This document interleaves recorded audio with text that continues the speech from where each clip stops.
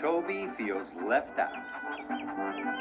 It was springtime on the island of Sodor. All the engines were working hard in the sunshine. One morning, Sir Topham Hatt arrived at Tidmouth's sheds. He had some exciting news. "The new Sodor Museum opens soon," he announced. "Lots of very important people will be coming to the island for the grand opening." "What's a museum?" asked Percy. "It's a place where they put old things so people can stand and look at them," puffed Gordon. "I want you all to look your best, so everyone is to have a repaint." All the engines were very pleased. Later that morning, Toby met James at Knapford Station. "Have you heard about the opening of the new museum?" puffed James. "We're all having a repaint. I shall look wonderful with a brand new coat of red paint."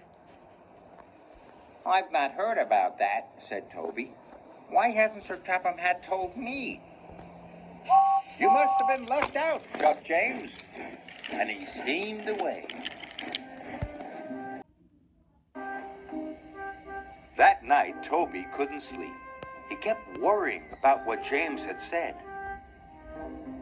"Why hasn't Sir Topham Hatt told me about the museum?" he wondered. "Why have I been left out?"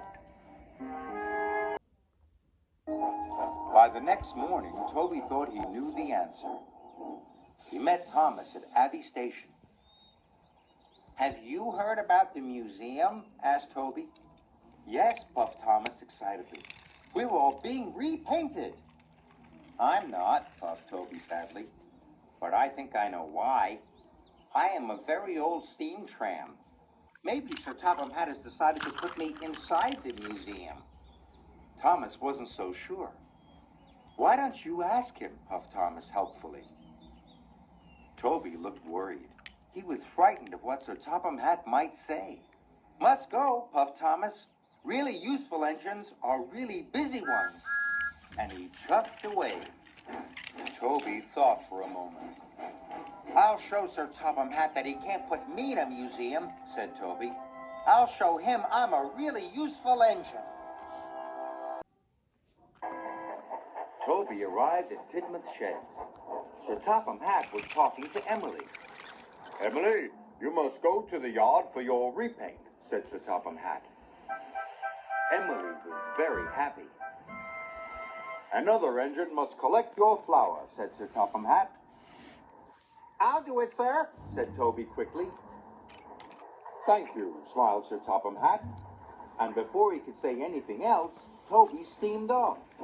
He didn't want Sir Topham Hatt to tell him he was going to be put in a museum. Toby waited impatiently at the flour mill. Hurry up, he wheezed. "I must get to the docks as soon as I can." When Toby delivered the flour, he saw Sir Topham Hatt standing on the dockside. He was talking to the dockmaster. Sir Topham Hatt saw Toby. He wanted to speak to him, but Toby steamed off as fast as he could. Toby saw Thomas again. He was pulling Annie and Clarabelle. "I'm off for my repaint," chuffed Thomas happily. "I can pull Annie and Clarabelle for you," said Toby. "Thank you, Toby," tooted Thomas. So Toby pulled Annie and Clarabelle on Thomas's branch line. And while James was getting a shiny new coat of red paint, Toby collected coal cars from the mine for James. While Percy was having his repaint, Toby shunted freight cars full of stone in the quarry for Percy, even though it was dusty, dirty work. At last, Toby had finished. He was very tired and very dirty. Suddenly, he saw Sir Topham Hatt waiting by the track. Toby still didn't want to speak to Sir Topham Hatt. Quickly, he reversed into a siding. didn't see that a big rock had fallen on the line. "Bust my cowcatchers," he cried. Luckily, no one was hurt. But Toby's axle and his cowcatchers were broken. He couldn't move. Sir Topham Hatt hurried over. "Why have you been running away from me all day?" he asked. I don't want to be put in a museum," Toby said sadly. "Why would I do that, Toby?" asked Sir Topham Hatt. "Because a museum is full of old things, and I'm an old steam tram, and I'm not really useful anymore." Sir Topham Hatt smiled. "Toby, you may be old, but you are far too useful to be put in the museum. You have worked harder today than any other engine. And as Sodor's only steam tram, I have a very special job for you. First, you will have a special polish. Then, you are to take all the visitors to the museum for the grand opening."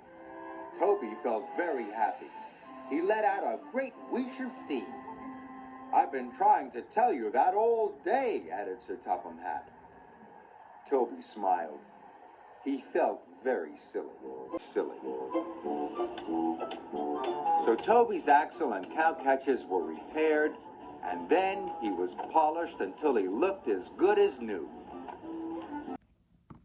On the day of the museum opening, Toby picked up the visitors at the docks and puffed them proudly to the new museum.